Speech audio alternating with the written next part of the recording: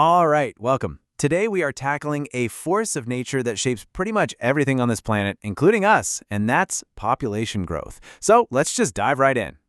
So just take a look at these two worlds. On the left, you've got a city so packed with life you can practically feel the buzz. And on the right, a huge, wide-open savanna where life is, well, few and far between.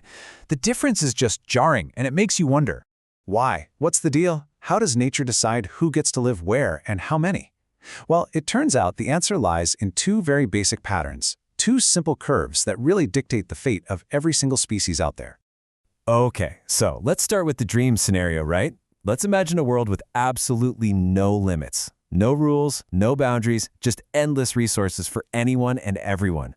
This idea is called exponential growth, and when you graph it, it makes this J-shape, the J-curve. In this kind of perfect world, the bigger a population gets, the faster it grows.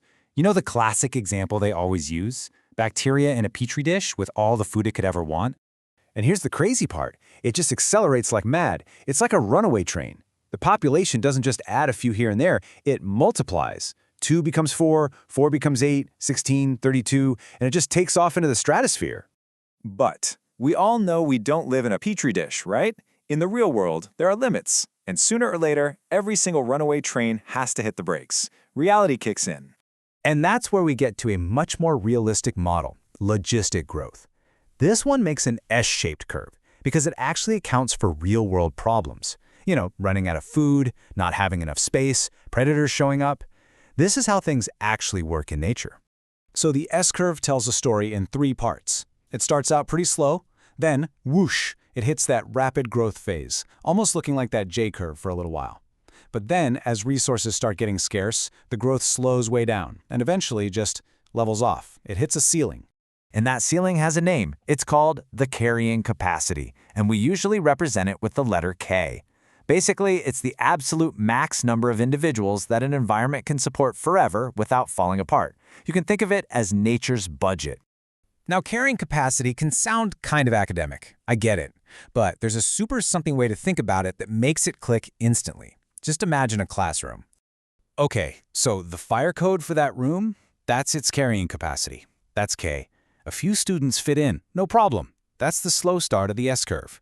Now, could you cram 60 kids in there for a party? Sure, but that's called an overshoot. The AC breaks, it's so loud you can't think, and nobody's learning anything. The environment degrades and the whole system just collapses. That right there is carrying capacity in a nutshell. So what actually creates this carrying capacity? What are these forces that set the limit? Well, it's basically a constant tug-of-war between two opposing pressures. On one side of the rope, you have something called biotic potential.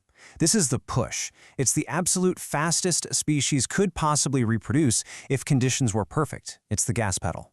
But pulling on the other side is environmental resistance. This is the pull. It's all the stuff that holds a population back. Disease, predators, lack of food. This is the brakes.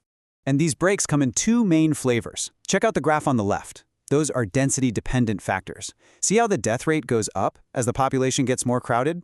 That's stuff like disease, which spreads way easier in a crowd. Now look at the right. Those are density-independent factors. The death rate is just a flat line. Why? Because a disaster like a volcano or a wildfire doesn't care how many of you there are. So with this constant push and pull happening, life has evolved 2 really different master plans for survival, all depending on which part of the growth curve a species tends to live on. Scientists basically group them into 2 big camps. You've got your R-selected species, think bacteria, rabbits, insects. Their whole strategy is to play the numbers game. And then you have your K-selected species, like elephants, big trees, and us, humans. We focus more on long-term survival and being really good competitors.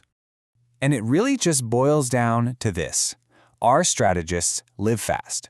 They have tons of babies, they're usually small, and they don't live very long. K-strategists, on the other hand, live slow. They're bigger, they live longer, and they invest a ton of energy into just a few offspring, making sure they're tough enough to compete. But what happens when a population just blows past its limits? When it ignores that carrying capacity? This graph shows the result, and honestly, it's terrifying. It's called overshoot. That blue line is the population, and it soars way past the red line, the carrying capacity. It burns through its resources so fast that it triggers a total catastrophic collapse.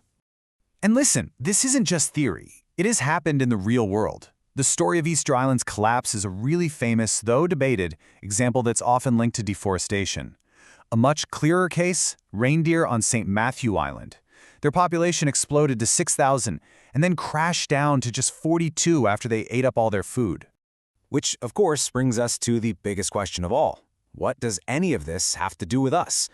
Well, you can see these exact same forces playing out in human populations all over the world right now.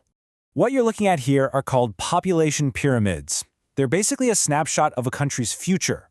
On the left, you've got the Philippines with that classic triangle shape, a huge base of young people. On the right is Japan, whose pyramid is constrictive, kind of like a beehive, bulging out in the middle with older folks. And these two shapes tell two completely different stories. For the Philippines, that wide base means it has population momentum. Even if birth rates drop tomorrow, their population is pretty much guaranteed to keep growing for decades.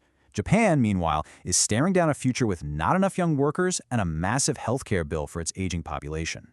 At the end of the day, these curves and these pyramids, they're not just graphs in a textbook. They are actively shaping our economies, our planet, and our lives.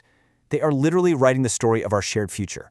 So the real question is, when you look at these patterns, what story do they tell you?